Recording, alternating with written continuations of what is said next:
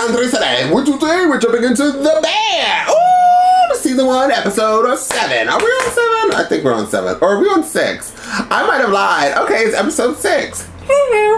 We have 2 more episodes to go, and yes, to this is the answer to the comment from one of the last reactions I did of The Bear. Am I going right into season 2? The answer is yes. We're just gonna keep this show pushing right along. So I'm ready to jump right into this. If you would like to see this in a full reaction, of course you can. For the 2nd and 3rd tier here on this platform, that will definitely copyright all my as well as my other platform, Patreon. So once again, if you'd like to see this in a full reaction, please join one of those platforms today. Now, if you would like to support this channel for free, please hit that like button, share, don't forget to comment down below. And now let's jump into The Bear and find out exactly what The Bear has got to give. This is my baby daddy. So we're at Ceres, right? Which was the bar. Named Ceres. It was named after the goddess of agriculture, sorry. And like a statue of Ceres, and her back, for all of you historians, was facing towards the east. Storus legend has it, he built this statue as like a big fuck you. 6:45 in the morning, we are right to assume that the place is gonna be a fucking ghost town, right? Not doing raisins. Don't do that. I don't want to. We're not fucking doing raisins. Anyway. Daddy, these motherfuckers support liberty. But not only that, it's his hands. What was it? It was like a series pamphlet or some shit behind the bar. The fucking message. Hi, you have reached the voicemail. I'm Richie here, the goddess of agriculture. We hear this fucking voice ring out, and the voice says, "What are you doing?" Bill Murray. Bill Murray. Of course it's Bill. Oh, because it's funny. He fucking says that to Bill Murray because it's funny. I mean, Bill Murray says it to me, the king. I get it. Call me. I still got it. I believe it's you. still on my phone. I'm good. You guys were at a bar at 6:45 in the morning? Yeah, but the whole point of it is. Well, that date didn't go well. And even worse, too, I'll tell you, even actually much worse, it's like she got no fish in the sea. See in another galaxy. Oh! Yo, listen up. Take this green tape off before it gets to us. It takes 5 seconds. 2 hours to open, chefs. Elevated comfort. Later is Full better braised for me, short chef. ribs, but on the risotto I use it. Hey, T, watch those peppers. It's easily adaptable. Around here, it's pretty smart. Let's just try it. I don't understand. Chef, it's right here. chef, you can have a chef, taste. chef. I know everybody you used to work for. I called them before hiring you.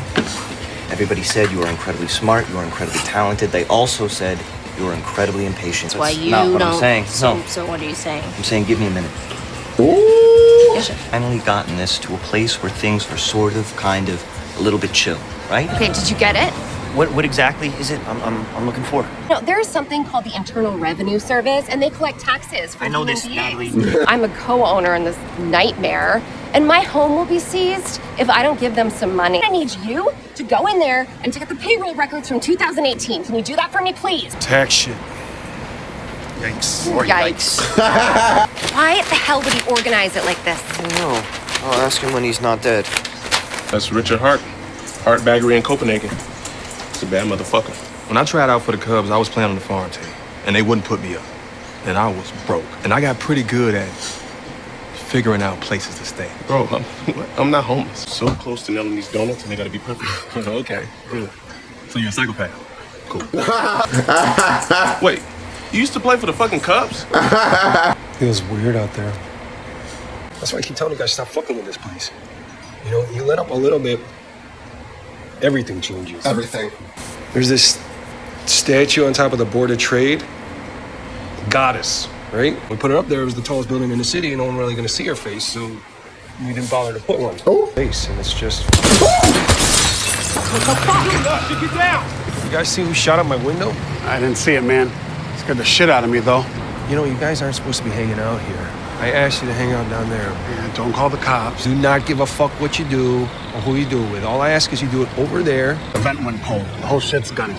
Building a sweet green. Are you fucking kidding me right now? Ask around, see if you can sniff out who shot up my shit. Exchange, you guys can hang out here, but low pro. I'm gonna lose my house. Don't co-sign for a drug addict. 45 minutes to open, chefs! A window got shot out, everybody is fine, the end. Because that's what I'm talking about. Natalie, Carmy, you're pissing me off. you're pissing me off. You find sugars, I don't know, paperwork's not really my jam. Me neither. for Michael's 15th birthday party. Beyond Carlo and Fat got into a fight. I tried to break it up and phoned to the barbecue. The other night, my kid asked me if my real last name is Bad News. I guess I'm in her mom's phone. It's Richie Bad News. Oh. She says I'm contagious. I only call with bad news. Makes sense. Fuck. I don't know. Fuck it all. Fuck it all. Let's strawberry. Cherries. Look alive, chefs. We open. Raka, let's go. All right, come on. Step right. Let me get one beef, little hot, little sweet. Dip it.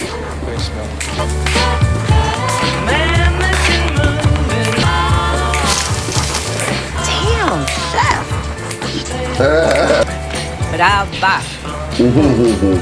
Chef, you think that might be a good time for you to try this?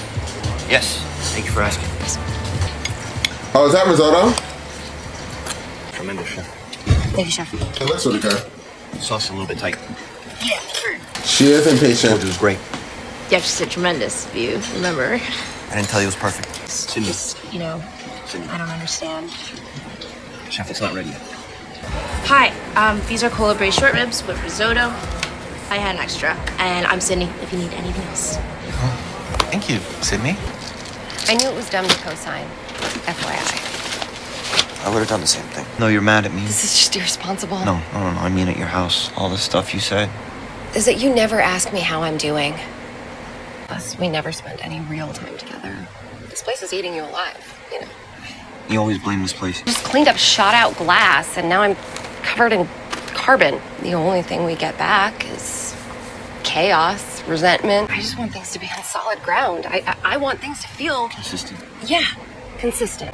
I guess all the time I feel like I'm kind of trapped. Because I can't describe how I'm feeling. You're right, I want to know how you're feeling. Yeah. Wow, you found a bear.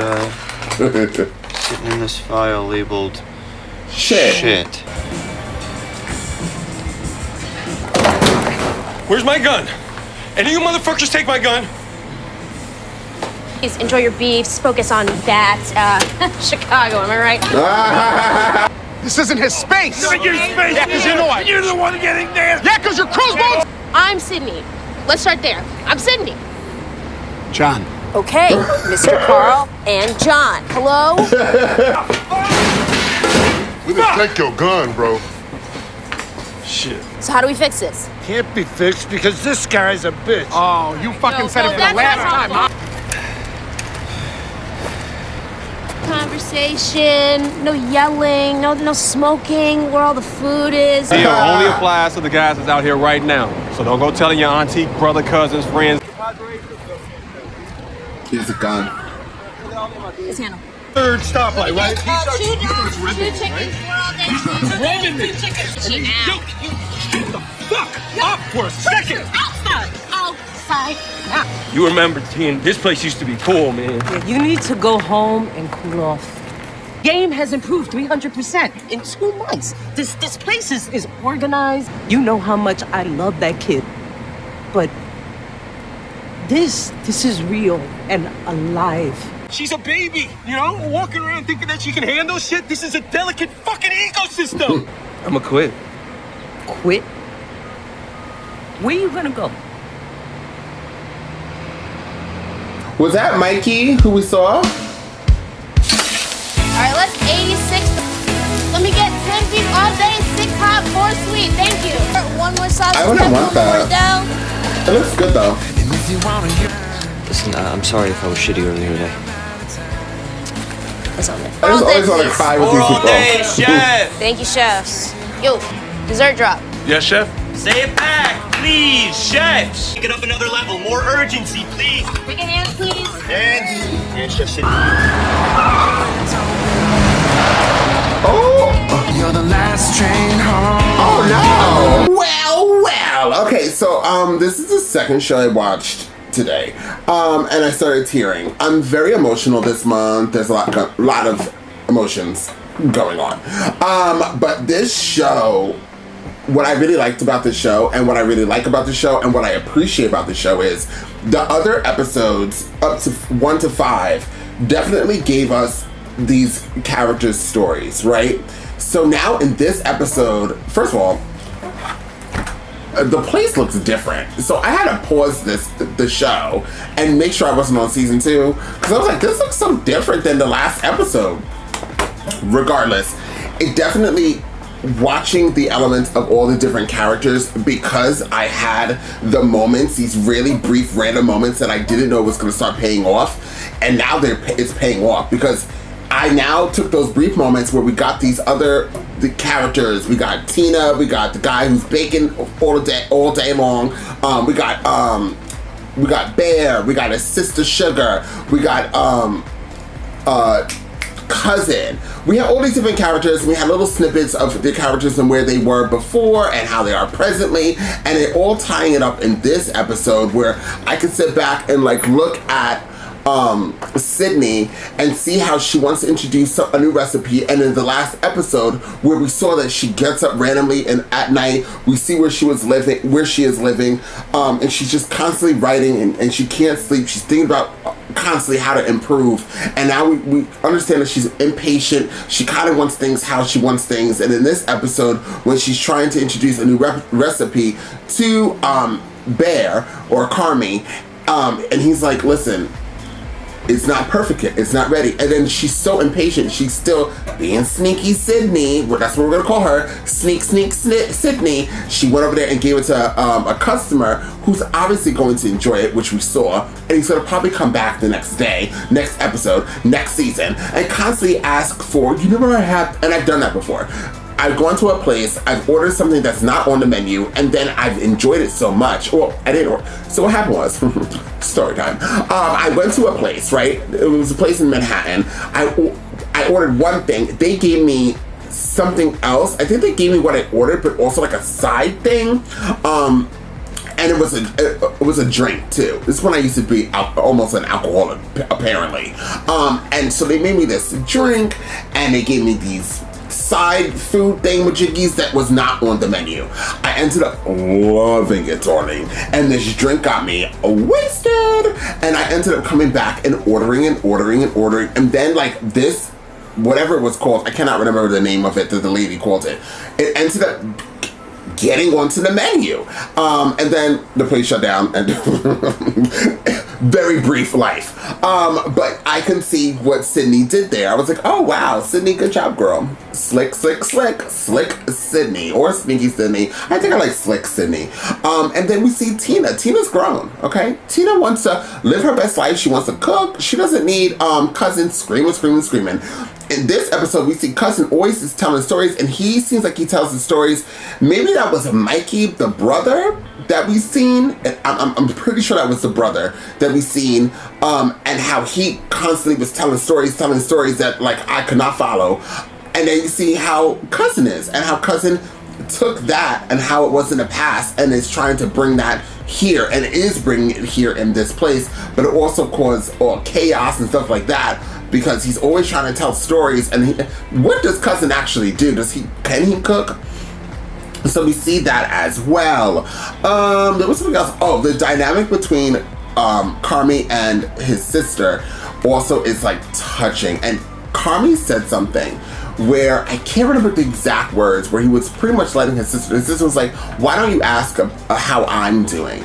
And my sister asked me that too. My family asked me that.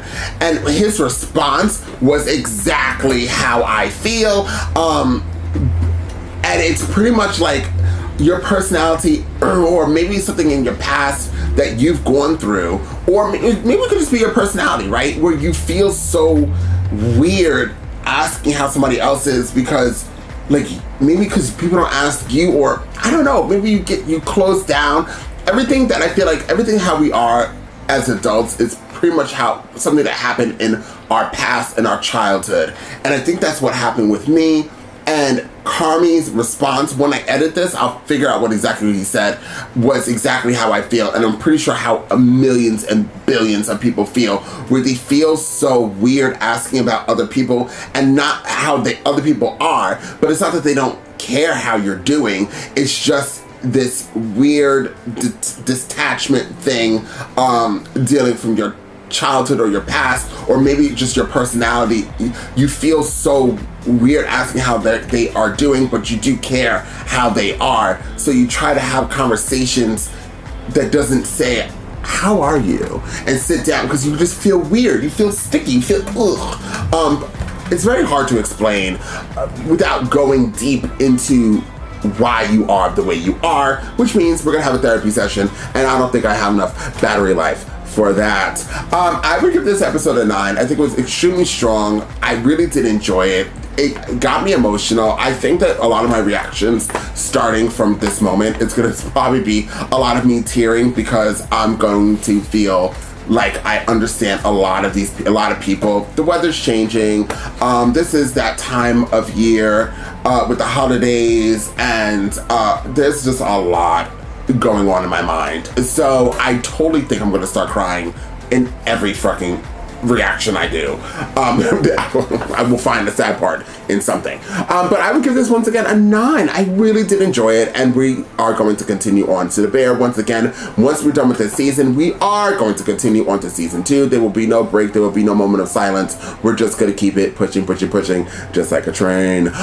So guys, I'm going to say what I said in my intro, because I need to place this wonderful animation right about here. If you would like to support this channel for free, please hit that like button, share, don't forget to comment down below. I promise you doing all 3 things. There's one is for this video, and there's one is for this platform. If you want to know when I'm going to drop all my latest reactions on all millions of shows that I do here on this platform, hit that notification bell, guys. I promise you, hit that notification bell. Well, there's a lot of promises that I'm giving out here, but that notification bell will let you know when I drop my reactions. So hit that notification bell, and if you are not subscribed, hit the subscribe button. And I'll see you guys next time with more The Bear. That's how we're gonna do that intro for that one. Bear.